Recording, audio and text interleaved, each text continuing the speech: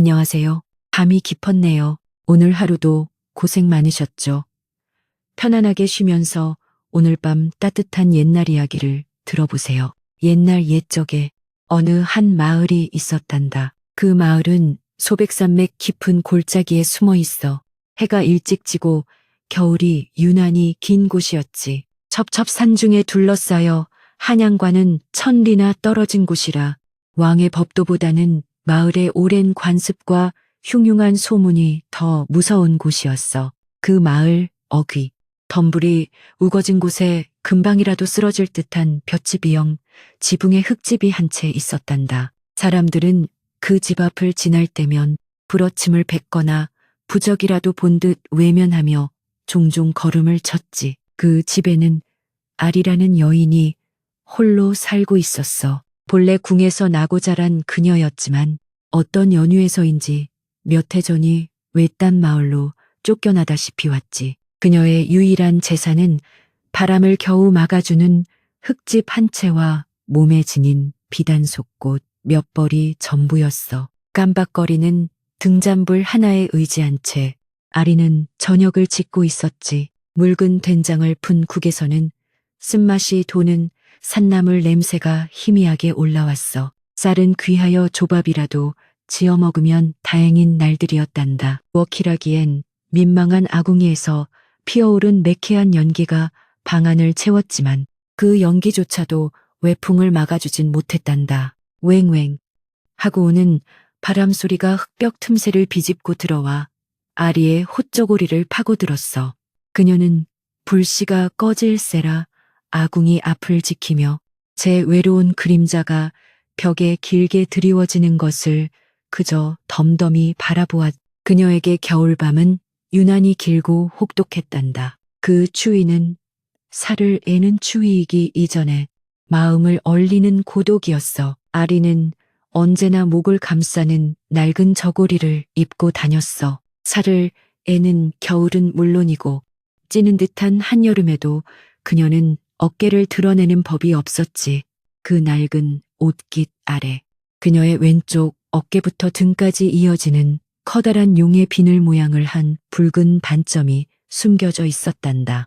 궁의 늙은 상궁들은 그것을 용의 징표라 부르며 그녀가 언젠가 지존의 곁을 모실 특별한 운명이라 속삭였지. 하지만 그 운명은 그녀를 궁에서 내쫓았고 이곳 마을 사람들에게 그녀는 용의 여인이라 불리며 재앙과 불행을 부르는 낙인으로 취급받았어. 그녀의 하루는 산과들에서 시작되어 어두운 흙집에서 끝났어.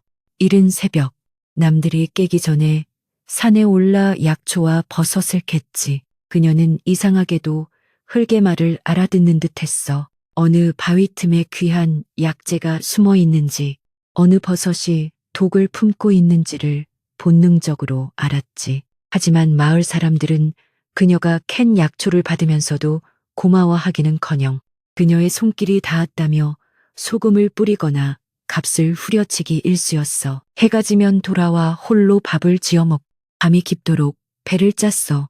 이따금 이웃집에서 들려오는 다듬이질 소리나 저녁밥 짓는 소리, 아이들 웃음소리가 담장을 넘어올 때면 아리는 하던 배틀질을 멈추고 잠시 귀를 기울였단다. 그 소리에는 그녀가 결코 가질 수 없는 평범한 삶의 온기가 있었지. 하지만 그 소리가 가까워지는 일은 없었어. 그녀는 다시 배틀에 앉아 찰칵, 찰칵 제 슬픔을 실어짜 넣을 뿐이었단다. 며칠 뒤 쌀독이 기어이 바닥을 보이고 말았어. 아리는 그동안 정성껏 말려둔 버섯과 귀한 약초를 망태기에 담아 지게에 젓지. 장터까지는 10리 길이었어. 흙먼지 날리는 길을 걷는 내내 그녀는 고개를 숙이고 발끝만 보았단다. 장터의 소란스러움은 늘 그녀에게 또 다른 시련이었어. 사람들의 노골적인 시선과 등 뒤에서 들려오는 수군거림을 온몸으로 견뎌야 했으니. 하지만 오늘은 굶을 수 없었기에 그녀는 발걸음을 재촉했어. 드디어 장터 어귀에 도착했어.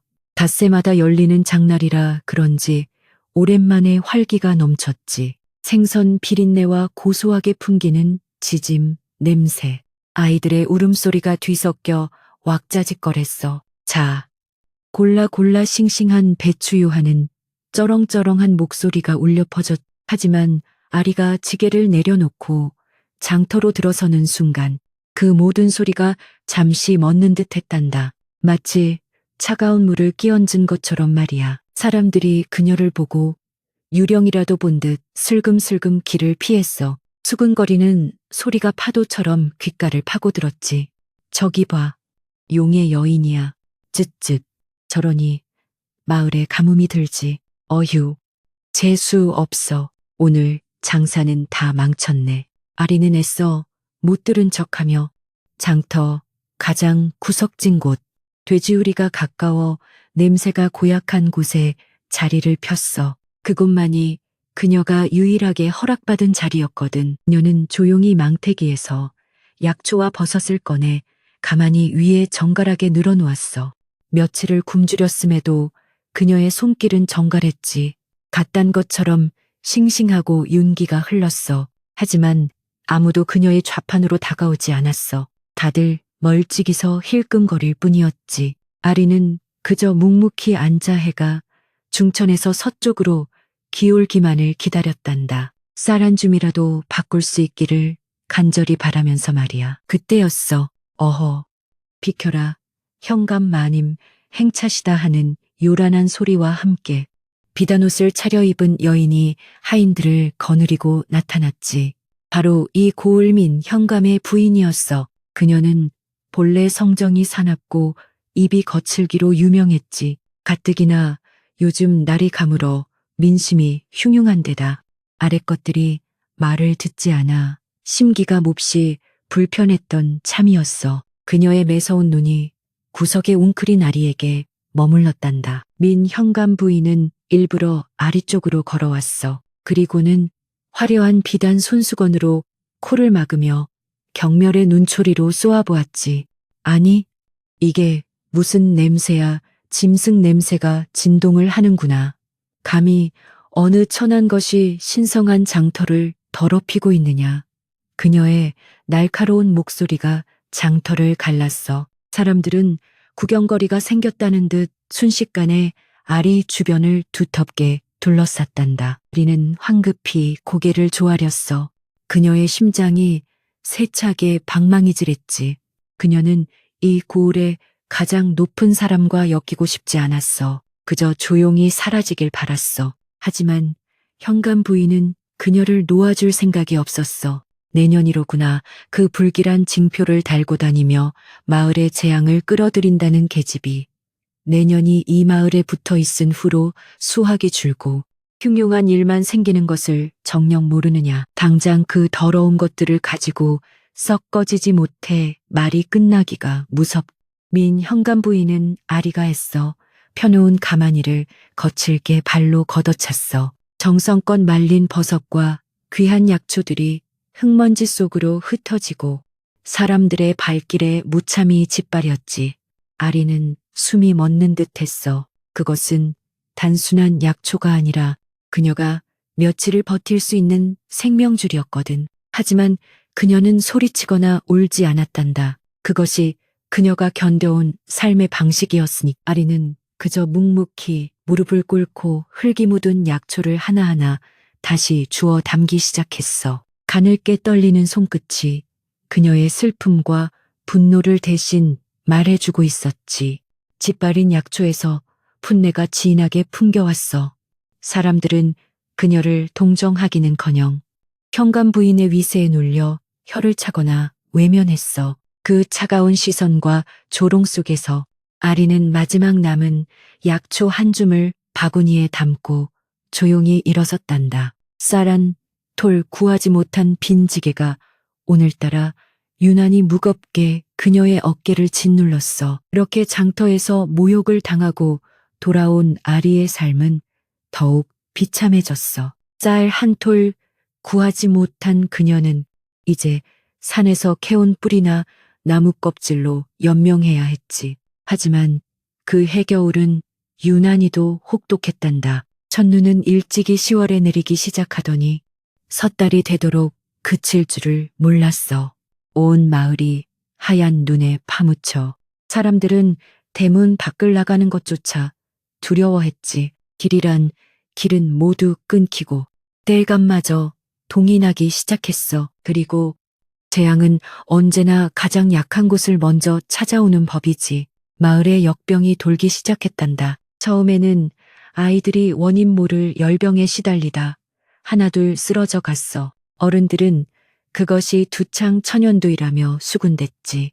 기침 소리가 밤낮으로 마을을 뒤덮었고 집집마다 귀신을 쫓는다며 쑥을 태우는 매캐한 냄새가 진동했어.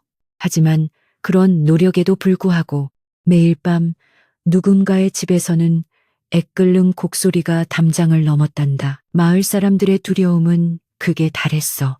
굶주림과 추위, 그리고 죽음의 공포가 사람들의 이성을 마비시켰지. 바로 그때였어. 민 현감이 창고를 열라는 백성들의 원성 앞에서 곤경에 처하게 되었지. 사실 그는 몇 달 전 나라에 바칠 군량을 몰래 빼돌려 제 배를 채운 터라. 창고는 텅 비어 있었거든. 당장 눈앞의 분노를 다른 곳으로 돌릴 희생양이 필요했어. 민현감은 제 부인에게서 들었던 용의 여인 아리를 떠올렸단다. 그는 관아 마당에 덜덜 떠는 백성들을 모아놓고 소리쳤어. 이 모든 재앙은 하늘의 노여움 때문이다. 우리 마을에 불길한 용의 징표를 가진 계집이 숨어든 이후로 이 모든 일이 시작되었다. 그 계집이 산신령님의 노여움을 사 역병을 불러온 것이다. 그 말은 불씨가 마른 장작더미에 떨어진 것과 같았어. 굶주림과 공포에 이성을 잃은 사람들은 민현감의 말을 광신도처럼 믿기 시작했지. 그 계집을 잡아라. 마을의 재앙을 몰아내야 한다. 그들의 눈에는 더 이상 자비가 없었어. 오직 살아남아야 한다는 본능만이 이글거렸지. 그날 밤 달빛조차 얼어붙은 칠흑 같은 어둠 속에서 성난 무리가 횃불을 들고 아리의 흙집으로 몰려갔어. 민현감의 군졸들이 앞장섰고 그 뒤를 낙과 괭이를 든 마을 사람들이 따랐지. 저기다 저주받은 계집이 사는 곳이다. 당장 끌어내어 불태워 죽여라. 횃불이 아리의 방문에 던져졌고 마른 볏짚 지붕은 순식간에 불길에 휩싸였어. 홀록거리며 뛰쳐나온 아리는 제 눈앞에 펼쳐진 광경에 숨이 멎는 듯했어. 그녀가 알던 이웃들의 얼굴은 사라지고 분노와 증오로 일그러진 낯선 이들만이 그녀를 둘러쌌지. 이 요망한 것 내년 때문에 내 자식이 죽어간다. 그들은 아리의 머리채를 잡고 눈밭으로 끌어냈어. 그녀는 저항하지 않았어. 아니, 저항할 기력조차 없었단다. 죽여라, 죽여야 한다. 누군가 외쳤지만 민현감은 교활하게 그들을 막아섰어. 아니다. 이 불길한 것을 우리 손으로 죽이면 그 피가 다시 재앙이 될 것이다. 산신령님의 것은 산으로 돌려보내야 한다. 당장 이 계집을 깊은 산속으로 추방하여 산짐승의 밥이 되게 하라. 그것이 하늘의 뜻이다. 군졸들은 아리의 얇은 호쩌고리 위로 거친 동아줄을 묶어 그녀를 소백산맥의 깊은 골짜기로 끌고 갔어. 눈보라는 더욱 거세졌지. 사르레는 바람이 칼날처럼 그녀의 뺨을 베어 다른 힘이 감각을 잃은 지 오래였어. 군졸들은 그녀를 짐승이나 다닐 법한 좁은 산길 어귀에 내동댕이 쳤어. 다시 마을로 내려오면 그땐 내년의 사지를 찢어 죽일 것이다. 그들은 횃불을 눈밭에 던져 끄고는 서둘러 산을 내려갔단다. 홀로 남겨진 아리는 사방을 둘러보았어. 보이는 것이라고는 휘몰아치는 눈보라와 거대한 나무들의 검은 실루엣뿐이었지. 살려주세요. 그녀의 목소리는 윙윙거리는 바람 소리에 묻혀버렸어. 체온이 급격히 떨어지기 시작했어. 이대로 죽는구나. 궁에서 쫓겨났을 때도, 장터에서 모욕을 당했을 때도 흘리지 않았던 눈물이 이제야 뜨겁게 얼어붙은 뺨을 타고 흘러내렸단다. 그녀는 얼마나 걸었을까? 아니, 기어갔다고 해야 맞겠지. 발밑이 무너져 눈구덩이에 처박히기를 수십. 그녀의 의식이 흐려질 때쯤이었어. 저 멀리 눈보라 속에서 희미하게 반짝이는 불빛을 본 것 같았지. 아니, 불빛이라기엔 너무도 희미했어. 하지만 분명히 굴뚝에서 연기가 피어오르고 있어. 바람을 타고 매캐한 나무 타는 냄새와 함께 미약한 온기가 느껴졌어. 사람. 아리는 마지막 남은 힘을 쥐어짜 그곳을 향해 기어갔단다. 가까이 다가가 보니 그것은 집이 아니라 산중턱에 반쯤 묻혀있는 오래된 가마터였어. 아마도 도자기를 굽던 곳이었겠지.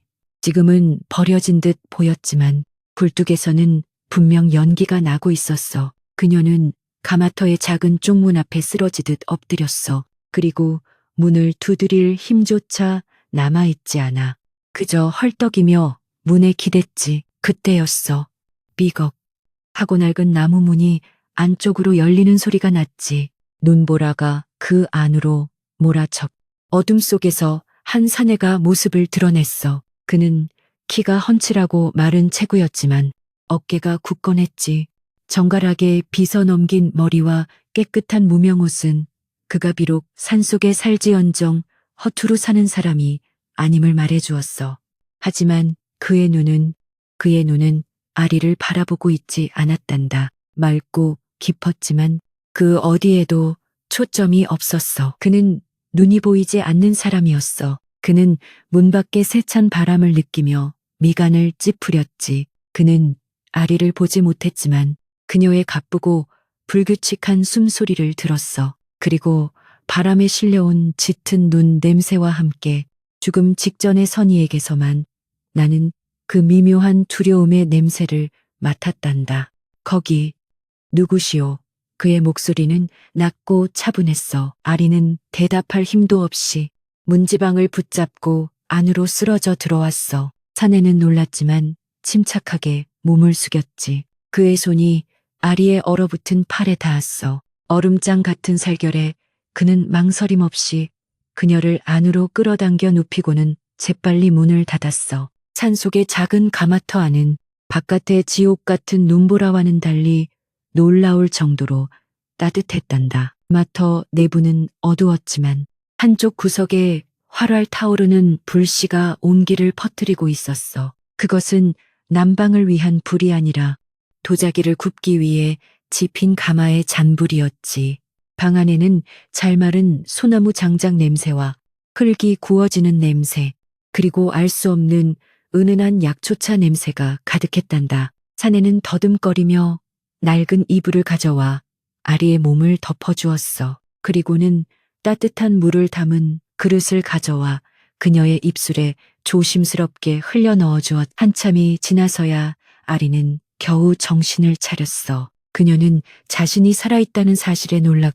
낯선 사내의 보살핌에 또 한 번 놀랐지. 사내는 그녀가 깨어난 것을 소리로 알아채고는 말없이 따뜻한 죽 한 그릇을 내밀었어. 일단 드시오. 기력을 차려야지. 그의 이름은 진우였어. 그는 본래 한양에서 이름난 학자이자 흙을 사랑한 예술가였지. 하지만 그가 빚은 도자기에 새긴 무늬가 왕실을 모욕하고 조정을 비판했다는 모함을 받아 모든 것을 빼앗기고 이곳 깊은 산속으로 귀양을 온 신세였단다. 그들은 그렇게 며칠을 함께 지냈어. 진우는 눈이 보이지 않았지만 손끝의 감각으로 모든 것을 보았지. 그는 아리에게 흙을 반죽하는 법을 가르쳤고 가마의 불을 다스리는 법을 알려주었어. 아리는 진우의 눈이 되어 주었어. 그녀는 그에게 숲의 색깔을, 새로 빚은 그릇의 유약 빛깔을 설명해 주었지. 그날 밤 아리는 처음으로 용기를 내어 자신의 비밀을 털어놓았어. 저는 저주받은 몸입니다. 제 어깨에는 사람들이 재앙이라 부르는 흉한 징표가 있습니다. 그녀의 목소리는 절망으로 떨렸어. 진우는 조용히 듣고 있었어. 그리고는 잠시 망설이다가 조심스럽게 물었지. 내가 그대의 징표를 보아도 되겠소? 아리는 고개를 끄덕였어. 그녀는 처음으로 누군가 앞에서 두려움 없이 저고리 어깨 부분을 살짝 내렸단다. 진우는 그녀의 어깨에 조심스럽게 손을 뻗었어. 사람들의 경멸과 돌팔매질만 봤던 그 자리에 따뜻하고 부드러운 손길이 닿았지. 그의 손가락은 마치 그를 반점의 윤곽을 천천히 어루만졌어. 한참 동안 말이 없던 그가 드디어 입을 열었어. 그의 목소리에는 놀라움과 경외심마저 담겨 있었단다. 이것은 용의 비늘이 아니오. 이것은 거센 비바람을 맞으며 천년을 버틴 거목의 옹이 그 나이테의 결이오. 흉한 것이 아니오. 이것은 저주가 아니라 그 어떤 시련에도 꺾이지 않은 굳건한 영혼의 증거요. 그 말을 듣는 순간 아리는 와르르 무너져 내렸어. 그녀는 태어나서 처음으로 소리내어 울었단다. 그것은 슬픔의 눈물이 아니었어. 멸시와 고독 속에서 평생을 웅크리고 살았던 그녀의 영혼이 비로소 한 사람의 따뜻한 말 한마디에 구원받는 순간이었지. 그들은 그렇게 서로의 가장 깊은 상처를 보듬으며 이 혹독한 겨울 산속에서 서로에게 유일한 온기가 되어주기 시작했어. 가마터의 온기는 바깥의 혹한을 잊게 할 만큼 따뜻했어. 아리와 진우는 흙을 빚고 불을 다루며 서로의 상처를 보듬는 하루하루를 보냈지. 아리는 더 이상 어깨의 징표를 숨기지 않았고 진우는 눈이 보이지 않았지만 세상 그 누구보다 아리의 영혼을 맑게 보고 있었단다. 그들의 작은 공간은 흙냄새와 장작 타는 냄새, 그리고 갓 구워낸 찻잔에서 피어오르는 차 향기로 가득했어. 두 사람은 비록 세상에서 버림받았지만 서로에게는 온 세상이 되었지. 하지만 그 평화는 오래가지 못했어. 마을을 휩쓸던 역병이 산짐승의 길을 타고 결국 산중턱까지 올라오고 만 것이야. 산 아래 마을에서는 매일같이 곡소리가 들려왔고 그 소리는 바람을 타고 가마턱까지 전해졌지. 그러던 어느 날 며칠 전 땔감을 구하러 나갔던 진우가 비틀거리며 돌아왔어. 그의 숨소리가 거칠어지고 뜨거운 가마불을 쬐면서도 춥다며 사시나무 떨듯 떨기 시작했단다. 아리는 절망했어. 진우의 이마가 불덩이 같았지. 마을을 휩쓰는 역병의 증상과 똑같았어. 그녀는 진우를 잃을지도 모른다는 두려움에 휩싸였어. 마을 사람들에게 쫓겨날 때보다 횃불이 집을 삼킬 때보다 더 무서웠지. 그녀의 유일한 빛, 그녀의 영혼을 구원해준 단 한 사람이 지금 죽어가고 있었으니까. 그녀는 진우의 손을 붙잡고 울부짖었지만 그의 의식은 점점 희미해져 갔어. 그녀의 머릿속에 아주 어릴 적 궁에서 본 약초에 대한 기억이 스쳐 지나갔어. 오직 만년설이 덮인 깎아질은 절벽에서만 자란다는 귀한 약초. 설현화였지. 궁의 어이조차 구하기 힘들어 하늘의 약초라 불리던 것. 아리는 본능적으로 알았어. 이 근처 가장 높고 험한 호랑이 바위 절벽에 그것이 있을 거라는 것을. 그녀의 흙을 듣는 능력이 이번에는 바위와 바람의 속삭임을 듣고 있었던 게야. 진우를 살려야 한다는 일념 하나가 죽음의 공포를 이겨냈어. 아리는 가장 튼튼한 동아줄과 낫을 허리에 차고 망태기를 둘러맨 채 눈보라 속으로 뛰어들었단다. 호랑이 바위는 평소에도 사람이 오르기 힘든 곳이었어. 하물며 눈보라가 휘몰아치는 한겨울에는 죽으러 가는 길이나 마찬가지였지. 그녀는 얼어붙은 바위 틈을 손으로 잡 발이 미끄러지면 이빨로 나뭇가지를 물며 기어올랐어. 얼마나 지났을까. 손톱이 부러지고 온몸이 상처투성이가 되었을 때 마침내 절벽 끝 눈보라가 휘몰아치는 바위 틈에서 희미하게 빛을 발하는 하얀 꽃을 발견했어. 마치 눈으로 빚은 듯한 꽃송이였지. 아리는 감사의 눈물을 흘리며 조심스럽게 서련화를 캐내어 망태기에 담았어. 그녀는 내려올 때의 위험 따위는 생각할 겨를도 없이 거의 미끄러지듯 절벽을 내려왔단다. 마터로 돌아온 아리는 거의 탈진 상태였지만 쉴 틈이 없었어. 그녀는 정성껏 약초를 다듬고 가장 맑은 눈을 녹인 물로 약을 다리기 시작했지. 진한 약초의 향기가 가마터 안을 가득 채웠어. 그녀는 밤새 진우의 곁을 지키며 그의 마른 입술에 약물을 한 숟가락씩 떠먹였어. 그리고 다음 날 새벽, 기적처럼 진우의 열이 내리기 시작했단다. 그는 희미하게 눈을 뜨고 제 손을 잡은 채 잠든 아리의 이름을 불렀어. 진우가 기력을 회복할 무렵 가마터 근처에 살던 화전민 몇몇이 역병에 걸려 신음하고 있다는 소식을 들었어. 아리는 망설이지 않았지. 그녀는 남은 서련화를 들고 그들의 오두막을 찾아갔어. 그녀의 약초와 정성, 어린 간호에 죽어가던 화전민의 아이들이 하나둘 기력을 차렸어. 아리의 신비한 치유 능력, 그녀의 용의 징표가 사실은 재앙이 아니라 생명을 구하는 약손이라는 소문이 산속 마을에 조용히 퍼지기 시작했지. 겨울이 깊어질수록 산 아래 마을의 상황은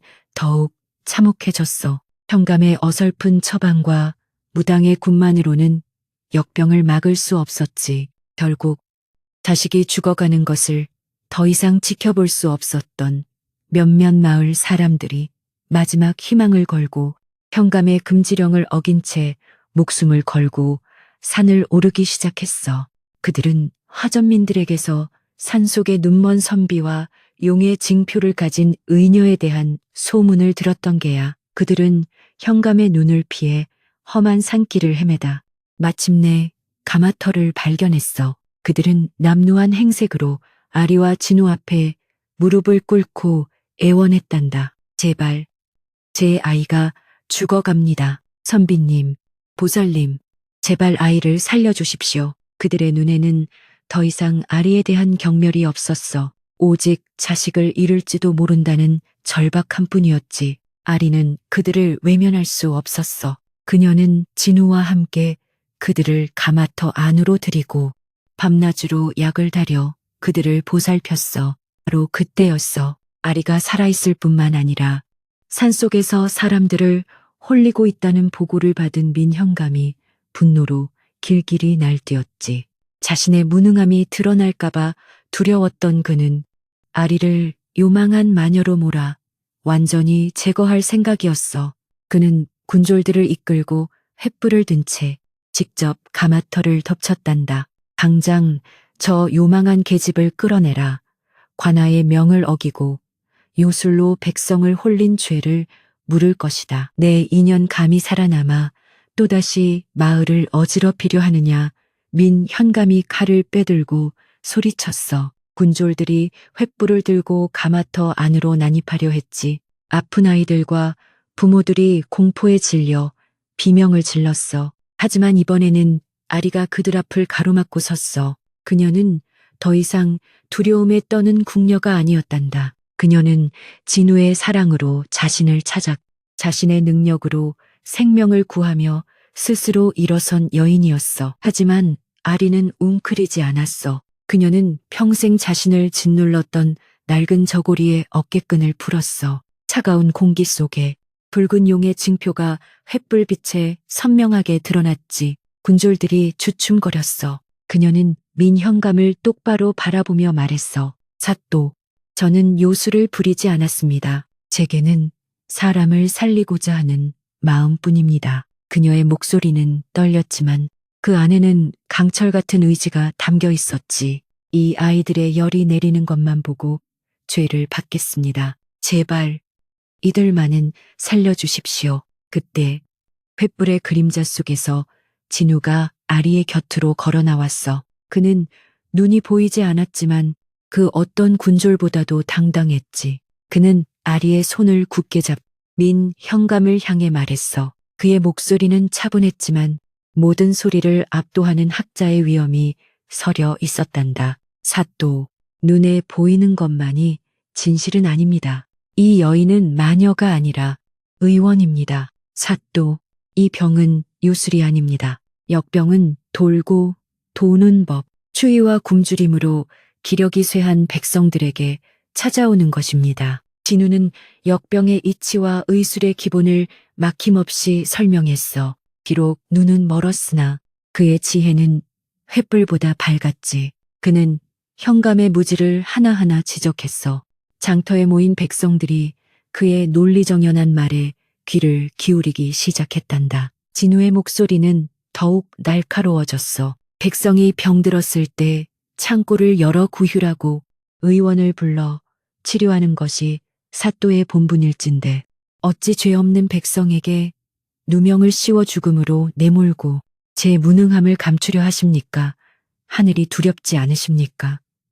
그 서슬퍼런 호통에 민현감의 얼굴이 하얗게 질렸어. 그는 감히 대꾸하지 못했단다. 그 말에 약을 받아먹고 정신을 차린 아이의 어미가 울부짖으며 아리의 앞을 막아섰어. 이분은 제 아이의 생명의 은인이십니다. 마녀가 아닙니다. 사또, 제발 자비를 베푸십시오. 그러자 다른 마을 사람들도 하나둘 무릎을 꿇고 아리를 감쌌어. 그들은 두려움을 이겨내고 자신들의 아이를 살려준 은인을 지키기 위해 군졸들 앞을 막아선 것이야. 민현감은 당황했어. 이성을 잃었던 백성들이 이제는 진실을 깨닫 자신에게 등을 돌린 것이지. 그는 이 많은 사람을 상대로 칼을 쓸 수는 없었어. 그는 분노에 차두고 보자는 말만 남긴 채 군졸들을 이끌고 비굴하게 산을 내려갈 수밖에 없었단다. 그리고 그날 밤 용의 징표를 가진 의녀와 눈먼 현자의 이야기는 산을 내려간 마을 사람들의 입을 통해 골짜기를 넘어 멀리 퍼져나가기 시작했어. 그날 이후 소백산맥의 깊은 골짜기는 더 이상 잊힌 땅이 아니었어. 민현감이 수치심과 분노를 안고 물러난 뒤 용의 징표를 가진 의녀와 눈먼 현자의 이야기는 겨울 눈 녹듯 빠르게 퍼져나갔단다. 역병에서 살아남은 마을 사람들은 제 목숨을 구해준 두 사람을 산신령처럼 받들기 시작했지. 그들은 더 이상 아리를 용의 여인이라 부르지 않았어. 대신 용의 의원님이라 부르며 앞다투어 땔감과 곡식을 가마터로 날랐단다. 하지만 소문이란 꼬리에 꼬리를 무는 법, 그 이야기는 마침내 한양 왕의 귀에까지 들어가게 되었어. 공교롭게도 그 무렵 나라의 기강을 살피고 백성의 소리를 듣기 위해 암행어사 암행유씨가 전국을 순행 중이었지. 그리고 그 어사는 놀랍게도 먼 길을 돌아 이곳 외딴 고을까지 찾아왔단다. 그는 바로 진우가 한양에 있을 적 그의 고든 성정과 학식을 유일하게 알아주었던 오랜 벗이었어. 그는 모함을 받고 사라진 친구의 행방을 수소문하던 중이었지. 암행어사는 고을에 들어서자마자 흉흉했던 역병의 소문과 백성을 구한 두 은인에 대한 이야기를 듣게 되었어. 그는 직감했지. 그 눈먼 현자가 바로 자신이 찾던 벗, 진우일 것이라고 말이야. 그는 곧장 산을 올라 가마터에 다다락 그곳에서 흙으로 그릇을 빚는 진우와 약초를 다듬는 아리를 만났어. 두 벗은 눈물 대신 깊은 침묵으로 재회의 기쁨을 나누었단다. 어사는 며칠을 그곳에 머물며 모든 진실을 제 눈으로 확인했어. 아리의 헌신적인 의술과 눈은 멀었으나 마음의 눈은 누구보다 밝은 진우의 지혜를 말이야. 또한 민현감이 군량을 빼돌리고 제 죄를 덮기 위해 아리에게 누명을 씌웠으며 백성을 죽음으로 내몬 모든 악행을 낱낱이 파악했지. 어사가 한양으로 돌아가 이 모든 사실을 아뢰자 임금, 어진 임금이었단다. 은 크게 노하셨어. 하늘이 내린 백성을 구휼하기는커녕 제 배를 채우고 죄 없는 이에게 누명을 씌워 죽음으로 내몰다니 이는 짐을 속인 것이요. 하늘을 기만한 것이다.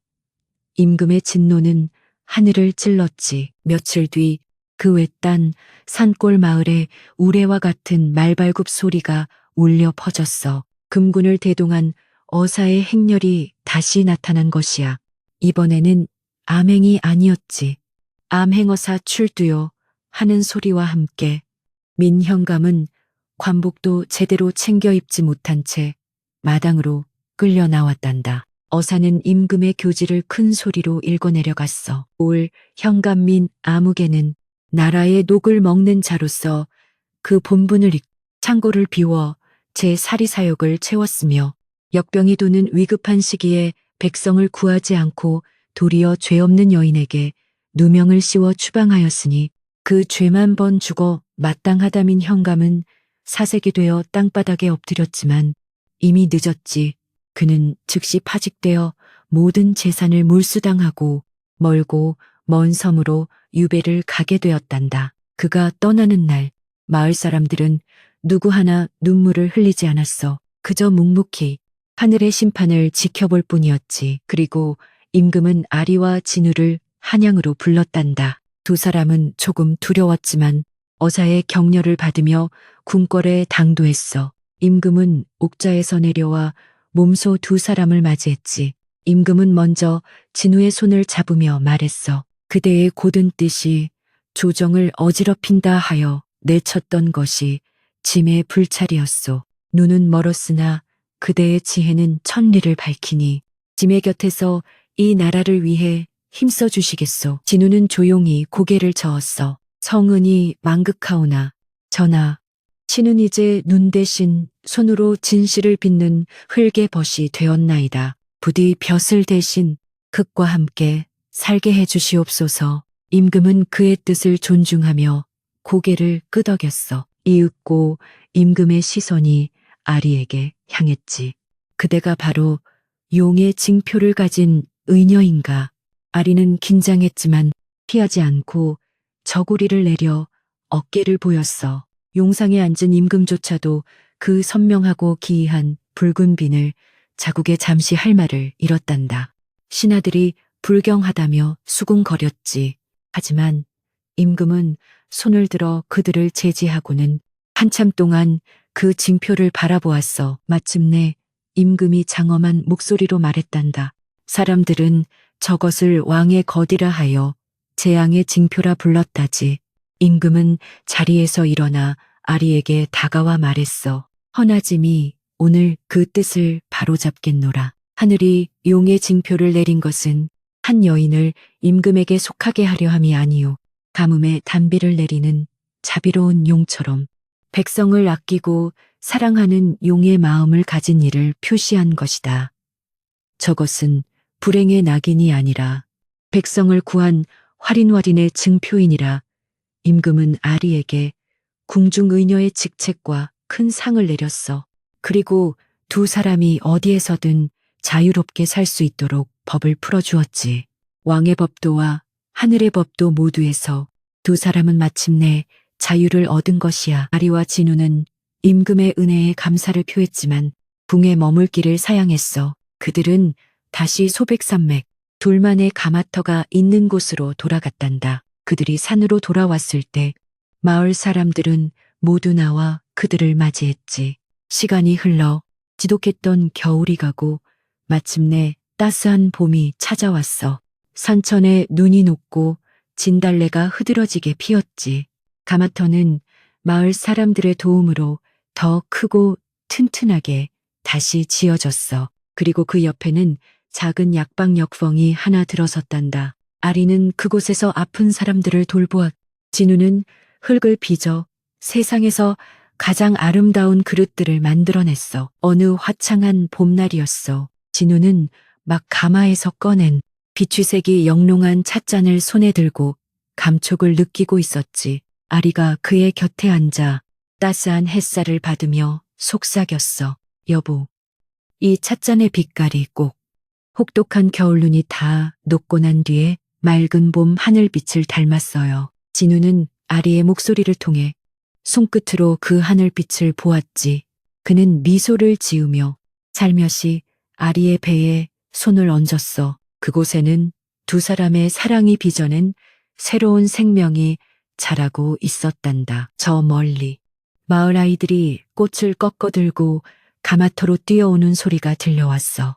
그들의 사랑은 그렇게 하늘의 법이라는 운명과 왕의 법이라는 시련을 모두 이겨내고 척박한 땅에 희망의 꽃을 피워낸 것이란다.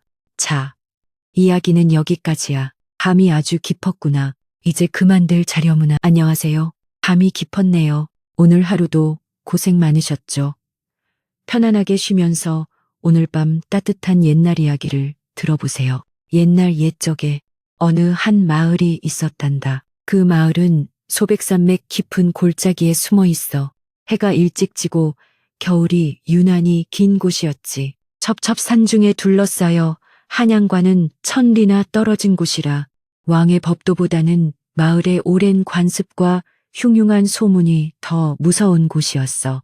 그 마을 어귀, 덤불이 우거진 곳에 금방이라도 쓰러질 듯한 볏집이형 지붕의 흙집이 한 채 있었단다. 사람들은 그 집 앞을 지날 때면 부러침을 뱉거나 부적이라도 본 듯 외면하며 종종 걸음을 쳤지. 그 집에는 아리라는 여인이 홀로 살고 있었어. 본래 궁에서 나고 자란 그녀였지만 어떤 연유에서인지 몇 해 전이 외딴 마을로 쫓겨나다시피 왔지. 그녀의 유일한 재산은 바람을 겨우 막아주는 흙집 한 채와 몸에 지닌 비단속꽃 몇 벌이 전부였어. 깜박거리는 등잔불 하나에 의지한 채 아리는 저녁을 짓고 있었지. 묽은 된장을 푼 국에서는 쓴맛이 도는 산나물 냄새가 희미하게 올라왔어. 쌀은 귀하여 조밥이라도 지어 먹으면 다행인 날들이었단다. 워키라기엔 민망한 아궁이에서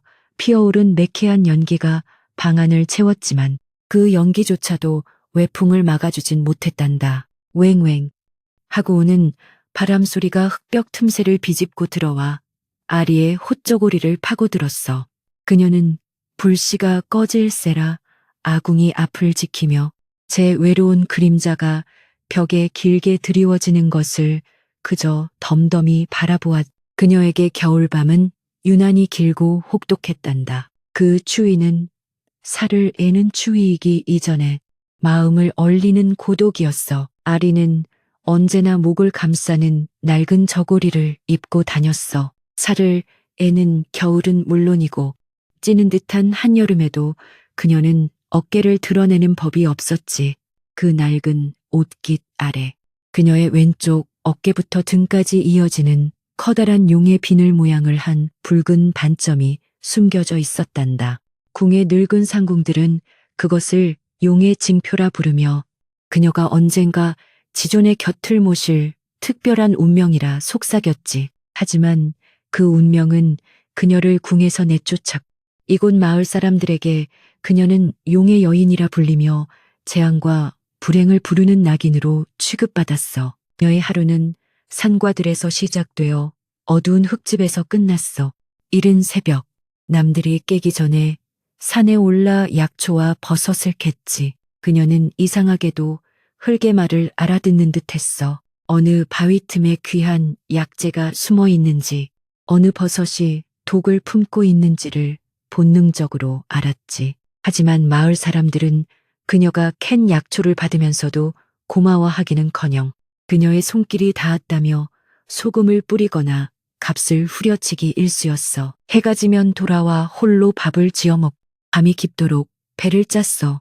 이따금 이웃집에서 들려오는 다듬이질 소리나 저녁밥 짓는 소리, 아이들 웃음소리가 담장을 넘어올 때면 아리는 하던 배틀질을 멈추고 잠시 귀를 기울였단다. 그 소리에는 그녀가 결코 가질 수 없는 평범한 삶의 온기가 있었지. 하지만 그 소리가 가까워지는 일은 없었어. 그녀는 다시 배틀에 앉아 찰칵, 찰칵 제 슬픔을 실어짜 넣을 뿐이었단다. 며칠 뒤 쌀독이 기어이 바닥을 보이고 말았어. 아리는 그동안 정성껏 말려둔 버섯과 귀한 약초를 망태기에 담아 지게에 젓지. 장터까지는 10리 길이었어. 흙먼지 날리는 길을 걷는 내내 그녀는 고개를 숙이고 발끝만 보았단다.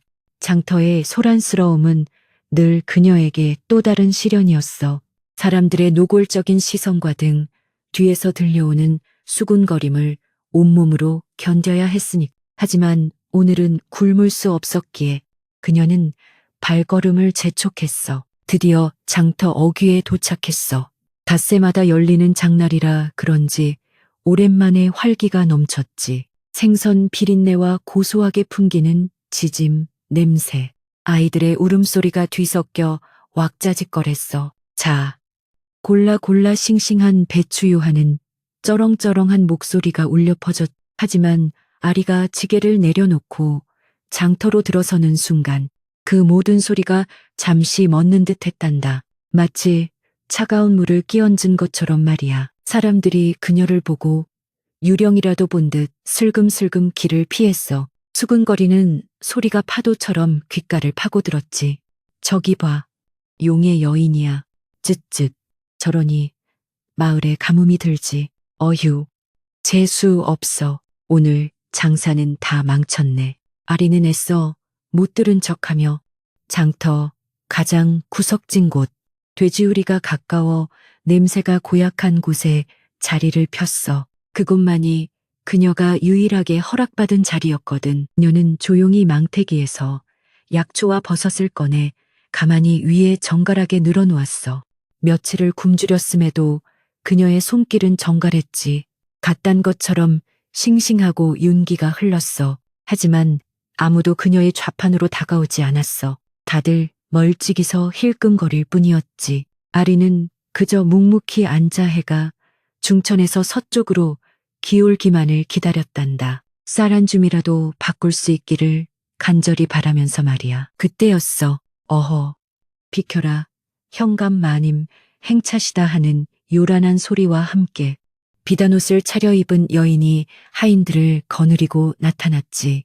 바로 이 고을민 현감의 부인이었어. 그녀는 본래 성정이 사납고 입이 거칠기로 유명했지. 가뜩이나 요즘 날이 가물어 민심이 흉흉한 데다 아랫 것들이 말을 듣지 않아 심기가 몹시 불편했던 참이었어. 그녀의 매서운 눈이 구석에 웅크린 아리에게 머물렀단다. 민 현감 부인은 일부러 아리 쪽으로 걸어왔어. 그리고는 화려한 비단 손수건으로 코를 막으며 경멸의 눈초리로 쏘아보았지.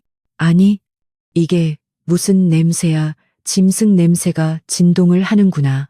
감히 어느 천한 것이 신성한 장터를 더럽히고 있느냐. 그녀의 날카로운 목소리가 장터를 갈랐어. 사람들은 구경거리가 생겼다는 듯 순식간에 아리 주변을 두텁게 둘러쌌단다. 아리는 황급히 고개를 조아렸어. 그녀의 심장이 세차게 방망이질했지. 그녀는 이 고을의 가장 높은 사람과 엮이고 싶지 않았어. 그저 조용히 사라지길 바랐어. 하지만 현감 부인은 그녀를 놓아줄 생각이 없었어. 내년이로구나. 그 불길한 징표를 달고 다니며 마을의 재앙을 끌어들인다는 계집이 내년이 이 마을에 붙어 있은 후로 수확이 줄고 흉흉한 일만 생기는 것을 정녕 모르느냐. 당장 그 더러운 것들을 가지고 썩 꺼지지 못해 말이 끝나기가 무섭. 민 현감 부인은 아리가 했어. 펴놓은 가마니를 거칠게 발로 걷어찼어. 정성껏 말린 버섯과 귀한 약초들이 흙먼지 속으로 흩어지고 사람들의 발길에 무참히 짓밟였지. 아리는 숨이 멎는 듯했어. 그것은 단순한 약초가 아니라 그녀가 며칠을 버틸 수 있는 생명줄이었거든. 하지만 그녀는 소리치거나 울지 않았단다. 그것이 그녀가 견뎌온 삶의 방식이었으니. 아리는 그저 묵묵히 무릎을 꿇고 흙이 묻은 약초를 하나하나 다시 주워 담기 시작했어. 가늘게 떨리는 손끝이 그녀의 슬픔과 분노를 대신 말해주고 있었지. 짓바린 약초에서 풋내가 진하게 풍겨왔어. 사람들은 그녀를 동정하기는커녕 현감 부인의 위세에 눌려 혀를 차거나 외면했어. 그 차가운 시선과 조롱 속에서 아리는 마지막 남은 약초 한 줌을 바구니에 담고 조용히 일어섰단다. 쌀한 톨 구하지 못한 빈지게가 오늘따라 유난히 무겁게 그녀의 어깨를 짓눌렀어. 이렇게 장터에서 모욕을 당하고 돌아온 아리의 삶은 더욱 비참해졌어. 쌀 한 톨 구하지 못한 그녀는 이제 산에서 캐온 뿌리나 나무 껍질로 연명해야 했지. 하지만 그 해겨울은 유난히도 혹독했단다. 첫눈은 일찍이 10월에 내리기 시작하더니 섣달이 되도록 그칠 줄을 몰랐어. 온 마을이 하얀 눈에 파묻혀 사람들은 대문 밖을 나가는 것조차 두려워했지. 길은 모두 끊기고 땔감마저 동이 나기 시작했어. 그리고 재앙은 언제나 가장 약한 곳을 먼저 찾아오는 법이지. 마을에 역병이 돌기 시작했단다. 처음에는 아이들이 원인 모를 열병에 시달리다 하나둘 쓰러져 갔어. 어른들은 그것이 두창 천연두이라며 수군댔지. 기침 소리가 밤낮으로 마을을 뒤덮었고 집집마다 귀신을 쫓는다며 쑥을 태우는 매캐한 냄새가 진동했어. 하지만 그런 노력에도 불구하고 매일 밤 누군가의 집에서는 애끓는 곡소리가 담장을 넘었단다. 마을 사람들의 두려움은 극에 달했어. 굶주림과 추위, 그리고 죽음의 공포가 사람들의 이성을 마비시켰지. 바로 그때였어. 민 현감이 창고를 열라는 백성들의 원성 앞에서 곤경에 처하게 되었지. 사실 그는 몇 달 전 나라에 바칠 군량을 몰래 빼돌려 제 배를 채운 터라. 창고는 텅 비어 있었거든. 당장 눈앞의 분노를 다른 곳으로 돌릴 희생양이 필요했어. 민현감은 제 부인에게서 들었던 용의 여인 아리를 떠올렸단다. 그는 관아 마당에 덜덜 떠는 백성들을 모아놓고 소리쳤어. 이 모든 재앙은 하늘의 노여움 때문이다. 우리 마을에 불길한 용의 징표를 가진 계집이 숨어든 이후로 이 모든 일이 시작되었다. 그 계집이 산신령님의 노여움을 사 역병을 불러온 것이다. 그 말은 불씨가 마른 장작 더미에 떨어진 것과 같았어. 굶주림과 공포에 이성을 잃은 사람들은 민현감의 말을 광신도처럼 믿기 시작했지. 그 계집을 잡아라. 마을의 재앙을 몰아내야 한다. 그들의 눈에는 더 이상 자비가 없었어. 오직 살아남아야 한다는 본능만이 이글거렸지. 그날 밤 달빛조차 얼어붙은 칠흑 같은 어둠 속에서 성난 무리가 횃불을 들고 아리의 흙집으로 몰려갔어. 민현감의 군졸들이 앞장섰 그 뒤를 낙과 괭이를 든 마을 사람들이 따랐지. 저기다 저주받은 계집이 사는 곳이다. 당장 끌어내어 불태워 죽여라. 횃불이 아리의 방문에 던져졌고 마른 볏짚 지붕은 순식간에 불길에 휩싸였어. 홀록거리며 뛰쳐나온 아리는 제 눈앞에 펼쳐진 광경에 숨이 멎는 듯했어. 그녀가 알던 이웃들의 얼굴은 사라지고 분노와 증오로 일그러진 낯선 이들만이 그녀를 둘러쌌지. 이 요망한 것 내년 때문에 내 자식이 죽어간다. 그들은 아리의 머리채를 잡고 눈밭으로 끌어냈어. 그녀는 저항하지 않았어. 아니, 저항할 기력조차 없었단다. 죽여라, 죽여야 한다. 누군가 외쳤지만 민현감은 교활하게 그들을 막아섰어. 아니다. 이 불길한 것을 우리 손으로 죽이면 그 피가 다시 재앙이 될 것이다. 산신령님의 것은 산으로 돌려보내야 한다. 당장 이 계집을 깊은 산속으로 추방하여 산짐승의 밥이 되게 하라. 그것이 하늘의 뜻이다. 군졸들은 아리의 얇은 호쩌고리 위로 거친 동아줄을 묶어 그녀를 소백산맥의 깊은 골짜기로 끌고 갔어. 눈보라는 더욱 거세졌지. 사르레는 바람이 칼날처럼 그녀의 뺨을 베어 다른 힘이 감각을 잃은 지 오래였어. 군졸들은 그녀를 짐승이나 다닐 법한 좁은 산길 어귀에 내동댕이 쳤어. 다시 마을로 내려오면 그땐 내년의 사지를 찢어 죽일 것이다.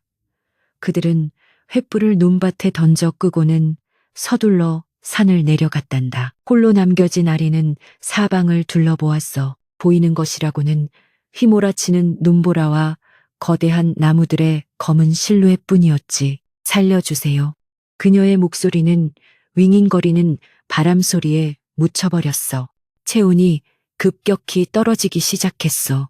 이대로 죽는구나. 궁에서 쫓겨났을 때도, 장터에서 모욕을 당했을 때도 흘리지 않았던 눈물이 이제야 뜨겁게 얼어붙은 뺨을 타고 흘러내렸단다. 그녀는 얼마나 걸었을까? 아니, 기어갔다고 해야 맞겠지. 발밑이 무너져 눈구덩이에 처박히기를 수십. 그녀의 의식이 흐려질 때쯤이었어. 저 멀리 눈보라 속에서 희미하게 반짝이는 불빛을 본 것 같았지. 아니, 불빛이라기엔 너무도 희미했어. 하지만 분명히 굴뚝에서 연기가 피어오르고 있어. 바람을 타고 매캐한 나무 타는 냄새와 함께 미약한 온기가 느껴졌어. 사람. 아리는 마지막 남은 힘을 쥐어짜 그곳을 향해 기어갔단다.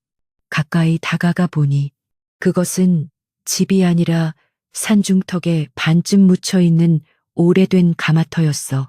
아마도 도자기를 굽던 곳이었겠지.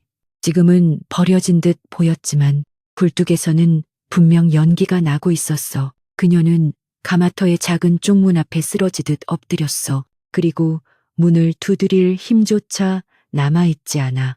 그저 헐떡이며 문에 기댔지. 그때였어. 삐걱 하고 낡은 나무 문이 안쪽으로 열리는 소리가 났지. 눈보라가 그 안으로 몰아쳐 어둠 속에서 한 사내가 모습을 드러냈어. 그는 키가 훤칠하고 마른 체구였지만 어깨가 굳건했지. 정갈하게 빗어 넘긴 머리와 깨끗한 무명옷은 그가 비록 산속에 살지언정 허투루 사는 사람이 아님을 말해주었어.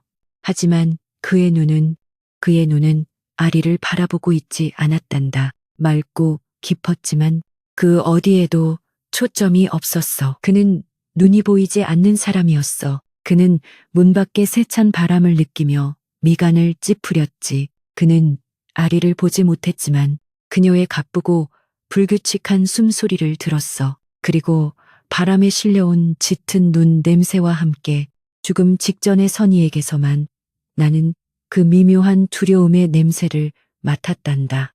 거기 누구시오?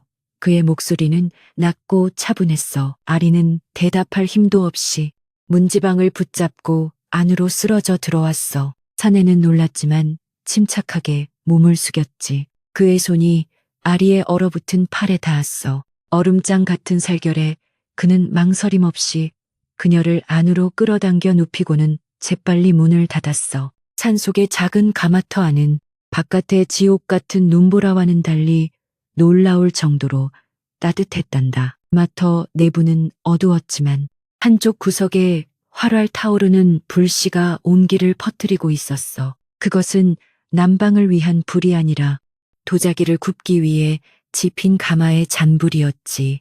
방 안에는 잘 마른 소나무 장작 냄새와 흙이 구워지는 냄새, 그리고 알 수 없는 은은한 약초차 냄새가 가득했단다. 사내는 더듬거리며 낡은 이불을 가져와 아리의 몸을 덮어주었어. 그리고는 따뜻한 물을 담은 그릇을 가져와 그녀의 입술에 조심스럽게 흘려 넣어주었. 한참이 지나서야 아리는 겨우 정신을 차렸어. 그녀는 자신이 살아있다는 사실에 놀랐. 낯선 사내의 보살핌에 또 한 번 놀랐지. 사내는 그녀가 깨어난 것을 소리로 알아채고는 말없이 따뜻한 죽 한 그릇을 내밀었어. 일단 드시오. 기력을 차려야지. 그의 이름은 진우였어. 그는 본래 한양에서 이름난 학자이자 흙을 사랑한 예술가였지.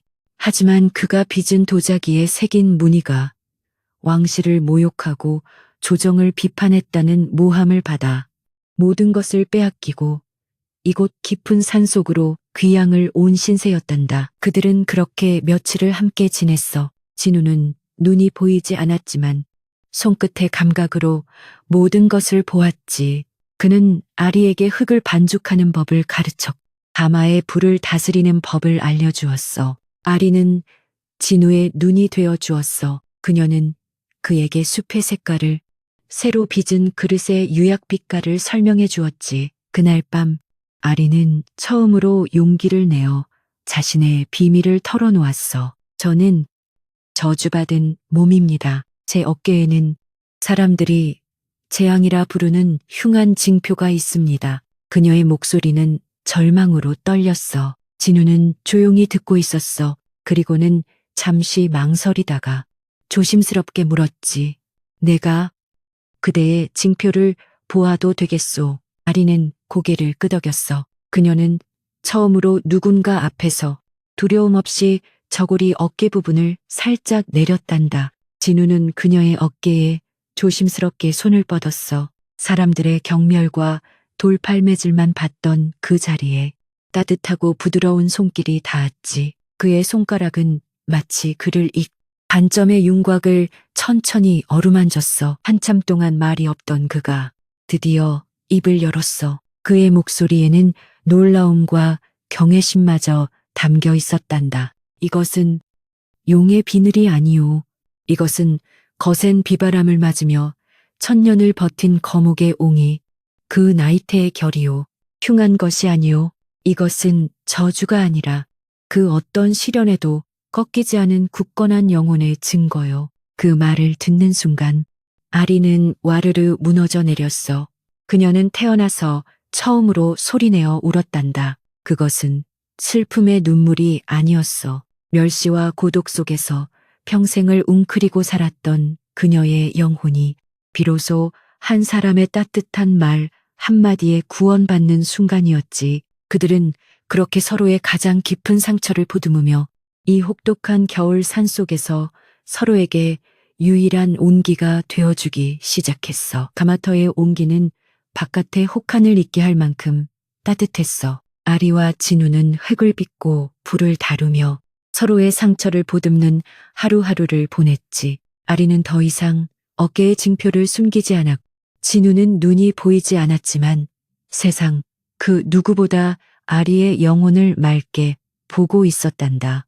그들의 작은 공간은 흙냄새와 장작 타는 냄새, 그리고 갓 구워낸 찻잔에서 피어오르는 차향기로 가득했어. 두 사람은 비록 세상에서 버림받았지만 서로에게는 온 세상이 되었지. 하지만 그 평화는 오래가지 못했어. 마을을 휩쓸던 역병이 산짐승의 길을 타고 결국 산중턱까지 올라오고 만 것이야. 산 아래 마을에서는 매일같이 곡소리가 들려왔고 그 소리는 바람을 타고 가마터까지 전해졌지. 그러던 어느 날 며칠 전 땔감을 구하러 나갔던 진우가 비틀거리며 돌아왔어. 그의 숨소리가 거칠어지고 뜨거운 가마불을 쬐면서도 춥다며 사시나무 떨듯 떨기 시작했단다. 아리는 절망했어. 진우의 이마가 불덩이 같았지. 마을을 휩쓰는 역병의 증상과 똑같았어. 그녀는 진우를 잃을지도 모른다는 두려움에 휩싸였어. 마을 사람들에게 쫓겨날 때보다 횃불이 집을 삼킬 때보다 더 무서웠지. 그녀의 유일한 빛, 그녀의 영혼을 구원해준 단 한 사람이 지금 죽어가고 있었으니까. 그녀는 진우의 손을 붙잡고 울부짖었지만 그의 의식은 점점 희미해져 갔어. 그녀의 머릿속에 아주 어릴 적 궁에서 본 약초에 대한 기억이 스쳐 지나갔어. 오직 만년설이 덮인 깎아질은 절벽에서만 자란다는 귀한 약초. 설현화였지. 궁의 어이조차 구하기 힘들어 하늘의 약초라 불리던 것. 아리는 본능적으로 알았어. 이 근처 가장 높고 험한 호랑이 바위 절벽에 그것이 있을 거라는 것을.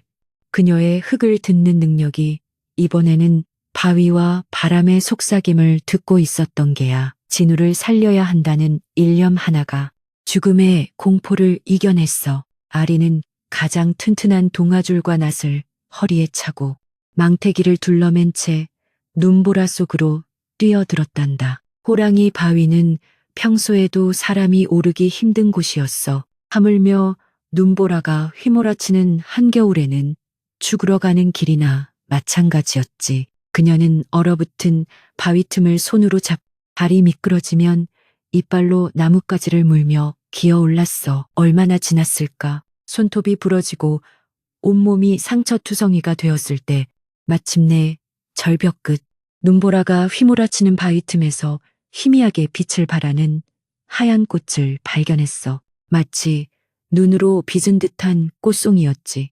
아리는 감사의 눈물을 흘리며 조심스럽게 서련화를 캐내어 망태기에 담았어. 그녀는 내려올 때의 위험 따위는 생각할 겨를도 없이 거의 미끄러지듯 절벽을 내려왔단다. 마터로 돌아온 아리는 거의 탈진 상태였지만 쉴 틈이 없었어. 그녀는 정성껏 약초를 다듬 가장 맑은 눈을 녹인 물로 약을 다리기 시작했지. 진한 약초의 향기가 가마터 안을 가득 채웠어. 그녀는 밤새 진우의 곁을 지키며 그의 마른 입술에 약물을 한 숟가락씩 떠먹였어. 그리고 다음 날 새벽 기적처럼 진우의 열이 내리기 시작했단다. 그는 희미하게 눈을 뜨고 제 손을 잡은 채 잠든 아리의 이름을 불렀어. 진우가 기력을 회복할 무렵 가마터 근처에 살던 화전민 몇몇이 역병에 걸려 신음하고 있다는 소식을 들었어. 아리는 망설이지 않았지. 그녀는 남은 서련화를 들고 그들의 오두막을 찾아갔어. 그녀의 약초와 정성, 어린 간호에 죽어가던 화전민의 아이들이 하나둘 기력을 차렸어. 아리의 신비한 치유 능력, 그녀의 용의 징표가 사실은 재앙이 아니라 생명을 구하는 약손이라는 소문이 산속 마을에 조용히 퍼지기 시작했지. 겨울이 깊어질수록 산 아래 마을의 상황은 더욱 참혹해졌어. 현감의 어설픈 처방과 무당의 군만으로는 역병을 막을 수 없었지. 결국 자식이 죽어가는 것을 더 이상 지켜볼 수 없었던 몇몇 마을 사람들이 마지막 희망을 걸고 현감의 금지령을 어긴 채 목숨을 걸고 산을 오르기 시작했어.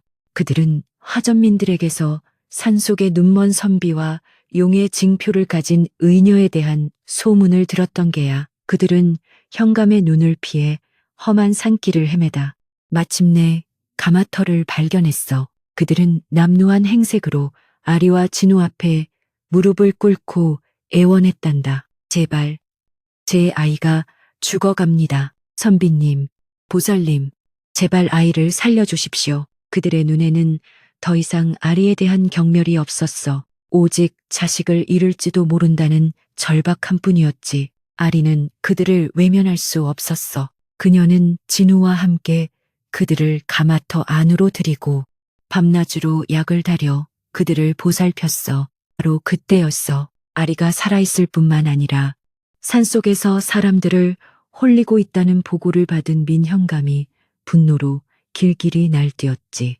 자신의 무능함이 드러날까봐 두려웠던 그는 아리를 요망한 마녀로 몰아 완전히 제거할 생각이었어.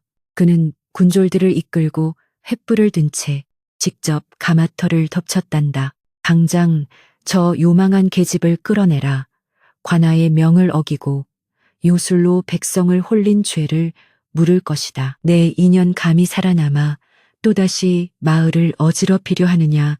민현감이 칼을 빼들고 소리쳤어. 군졸들이 횃불을 들고 가마터 안으로 난입하려 했지. 아픈 아이들과 부모들이 공포에 질려 비명을 질렀어. 하지만 이번에는 아리가 그들 앞을 가로막고 섰어. 그녀는 더 이상 두려움에 떠는 궁녀가 아니었단다. 그녀는 진우의 사랑으로 자신을 찾아 자신의 능력으로 생명을 구하며 스스로 일어선 여인이었어. 하지만 아리는 웅크리지 않았어. 그녀는 평생 자신을 짓눌렀던 낡은 저고리의 어깨끈을 풀었어. 차가운 공기 속에 붉은 용의 징표가 횃불빛에 선명하게 드러났지. 군졸들이 주춤거렸어. 그녀는 민현감을 똑바로 바라보며 말했어. 사또, 저는 요술을 부리지 않았습니다. 제게는 사람을 살리고자 하는 마음뿐입니다. 그녀의 목소리는 떨렸지만 그 안에는 강철 같은 의지가 담겨 있었지. 이 아이들의 열이 내리는 것만 보고 죄를 받겠습니다. 제발 이들만은 살려주십시오. 그때 횃불의 그림자 속에서 진우가 아리의 곁으로 걸어 나왔어. 그는 눈이 보이지 않았지만 그 어떤 군졸보다도 당당했지. 그는 아리의 손을 굳게 잡 민현감을 향해 말했어. 그의 목소리는 차분했지만 모든 소리를 압도하는 학자의 위엄이 서려 있었단다. 사또, 눈에 보이는 것만이 진실은 아닙니다. 이 여인은 마녀가 아니라 의원입니다. 사또, 이 병은 요술이 아닙니다. 역병은 돌고 도는 법, 추위와 굶주림으로 기력이 쇠한 백성들에게 찾아오는 것입니다. 진우는 역병의 이치와 의술의 기본을 막힘없이 설명했어. 비록 눈은 멀었으나 그의 지혜는 횃불보다 밝았지. 그는 현감의 무지를 하나하나 지적했어. 장터에 모인 백성들이 그의 논리정연한 말에 귀를 기울이기 시작했단다. 진우의 목소리는 더욱 날카로워졌어. 백성이 병들었을 때 창고를 열어 구휼하고 의원을 불러 치료하는 것이 사또의 본분일진데 어찌 죄 없는 백성에게 누명을 씌워 죽음으로 내몰고 제 무능함을 감추려 하십니까? 하늘이 두렵지 않으십니까? 그 서슬퍼런 호통에 민현감의 얼굴이 하얗게 질렸어. 그는 감히 대꾸하지 못했단다. 그 말에 약을 받아먹고 정신을 차린 아이의 어미가 울부짖으며 아리의 앞을 막아섰어. 이분은 제 아이의 생명의 은인이십니다. 마녀가 아닙니다. 사또 제발 자비를 베푸십시오. 그러자 다른 마을 사람들도 하나둘 무릎을 꿇고 아리를 감쌌어. 그들은 두려움을 이겨내고 자신들의 아이를 살려준 은인을 지키기 위해 군졸들 앞을 막아선 것이야. 민현감은 당황했어. 이성을 잃었던 백성들이 이제는 진실을 깨닫 자신에게 등을 돌린 것이지. 그는 이 많은 사람을 상대로 칼을 쓸 수는 없었어. 그는 분노에 차두고 보자는 말만 남긴 채 군졸들을 이끌고 비굴하게 산을 내려갈 수밖에 없었단다. 그리고 그날 밤 용의 징표를 가진 의녀와 눈먼 현자의 이야기는 산을 내려간 마을 사람들의 입을 통해 골짜기를 넘어 멀리 퍼져나가기 시작했어. 그날 이후 소백산맥의 깊은 골짜기는 더 이상 잊힌 땅이 아니었어. 민현감이 수치심과 분노를 안고 물러난 뒤 용의 징표를 가진 의녀와 눈먼 현자의 이야기는 겨울 눈 녹듯 빠르게 퍼져나갔단다. 역병에서 살아남은 마을 사람들은 제 목숨을 구해준 두 사람을 산신령처럼 받들기 시작했지. 그들은 더 이상 아리를 용의 여인이라 부르지 않았어. 대신 용의 의원님이라 부르며 앞다투어 땔감과 곡식을 가마터로 날랐단다. 하지만 소문이란 꼬리에 꼬리를 무는 법, 그 이야기는 마침내 한양 왕의 귀에까지 들어가게 되었어. 공교롭게도 그 무렵 나라의 기강을 살피고 백성의 소리를 듣기 위해 암행어사 암행유씨가 전국을 순행 중이었지. 그리고 그 어사는 놀랍게도 먼 길을 돌아 이곳 외딴 고을까지 찾아왔단다. 그는 바로 진우가 한양에 있을 적 그의 고든 성정과 학식을 유일하게 알아주었던 오랜 벗이었어. 그는 모함을 받고 사라진 친구의 행방을 수소문하던 중이었지. 암행어사는 고을에 들어서자마자 흉흉했던 역병의 소문과 백성을 구한 두 은인에 대한 이야기를 듣게 되었어. 그는 직감했지. 그 눈먼 현자가 바로 자신이 찾던 벗 진우일 것이라고 말이야. 그는 곧장 산을 올라 가마터에 다다락 그곳에서 흙으로 그릇을 빚는 진우와 약초를 다듬는 아리를 만났어. 두 벗은 눈물 대신 깊은 침묵으로 재회의 기쁨을 나누었단다. 어사는 며칠을 그곳에 머물며 모든 진실을 제 눈으로 확인했어.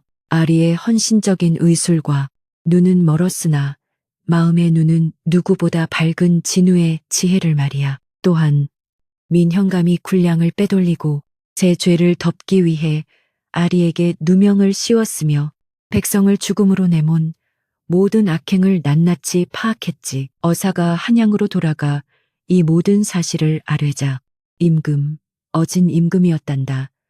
은 크게 노하셨어. 하늘이 내린 백성을 구휼하기는커녕 제 배를 채우고 죄 없는 이에게 누명을 씌워 죽음으로 내몰다니 이는 짐을 속인 것이요. 하늘을 기만한 것이다. 임금의 진노는 하늘을 찔렀지. 며칠 뒤 그 외딴 산골 마을에 우레와 같은 말발굽 소리가 울려 퍼졌어. 금군을 대동한 어사의 행렬이 다시 나타난 것이야. 이번에는 암행이 아니었지. 암행어사 출두요 하는 소리와 함께 민현감은 관복도 제대로 챙겨 입지 못한 채 마당으로 끌려 나왔단다. 어사는 임금의 교지를 큰 소리로 읽어내려갔어. 올 현감민 아무개는 나라의 녹을 먹는 자로서 그 본분을 잊고 창고를 비워 제 사리사욕을 채웠으며 역병이 도는 위급한 시기에 백성을 구하지 않고 도리어 죄 없는 여인에게 누명을 씌워 추방하였으니 그 죄만 번 죽어 마땅하다민 현감은 사색이 되어 땅바닥에 엎드렸지만 이미 늦었지. 그는 즉시 파직되어 모든 재산을 몰수당하고 멀고 먼 섬으로 유배를 가게 되었단다. 그가 떠나는 날 마을 사람들은 누구 하나 눈물을 흘리지 않았어. 그저 묵묵히 하늘의 심판을 지켜볼 뿐이었지. 그리고 임금은 아리와 진우를 한양으로 불렀단다. 두 사람은 조금 두려웠지만 어사의 격려를 받으며 궁궐에 당도했어. 임금은 옥자에서 내려와 몸소 두 사람을 맞이했지. 임금은 먼저 진우의 손을 잡으며 말했어. 그대의 고든 뜻이 조정을 어지럽힌다 하여 내쳤던 것이 짐의 불찰이었소. 눈은 멀었으나 그대의 지혜는 천리를 밝히니 짐의 곁에서 이 나라를 위해 힘써 주시겠소. 진우는 조용히 고개를 저었어. 성은이 망극하오나 전하, 신은 이제 눈 대신 손으로 진실을 빚는 흙의 벗이 되었나이다. 부디 벼슬 대신 흙과 함께 살게 해 주시옵소서. 임금은 그의 뜻을 존중하며 고개를 끄덕였어. 이윽고 임금의 시선이 아리에게 향했지. 그대가 바로 용의 징표를 가진 의녀인가? 아리는 긴장했지만 피하지 않고 저고리를 내려 어깨를 보였어. 용상에 앉은 임금조차도 그 선명하고 기이한 붉은 빈을 자국에 잠시 할 말을 잃었단다. 신하들이 불경하다며 수군거렸지. 하지만 임금은 손을 들어 그들을 제지하고는 한참 동안 그 징표를 바라보았어. 마침내 임금이 장엄한 목소리로 말했단다. 사람들은 저것을 왕의 거디라 하여 재앙의 징표라 불렀다지. 임금은 자리에서 일어나 아리에게 다가와 말했어. 허나짐이 오늘 그 뜻을 바로잡겠노라. 하늘이 용의 징표를 내린 것은 한 여인을 임금에게 속하게 하려 함이 아니요. 가뭄에 단비를 내리는 자비로운 용처럼 백성을 아끼고 사랑하는 용의 마음을 가진 이를 표시한 것이다. 저것은 불행의 낙인이 아니라 백성을 구한 활인활인의 증표이니라. 임금은 아리에게 궁중의녀의 직책과 큰 상을 내렸어. 그리고 두 사람이 어디에서든 자유롭게 살 수 있도록 법을 풀어주었지. 왕의 법도와 하늘의 법도 모두에서 두 사람은 마침내 자유를 얻은 것이야. 아리와 진우는 임금의 은혜에 감사를 표했지만 궁에 머물 길을 사양했어. 그들은 다시 소백산맥 둘만의 가마터가 있는 곳으로 돌아갔단다. 그들이 산으로 돌아왔을 때 마을 사람들은 모두 나와 그들을 맞이했지. 시간이 흘러 지독했던 겨울이 가고 마침내 따스한 봄이 찾아왔어. 산천에 눈이 녹고 진달래가 흐드러지게 피었지.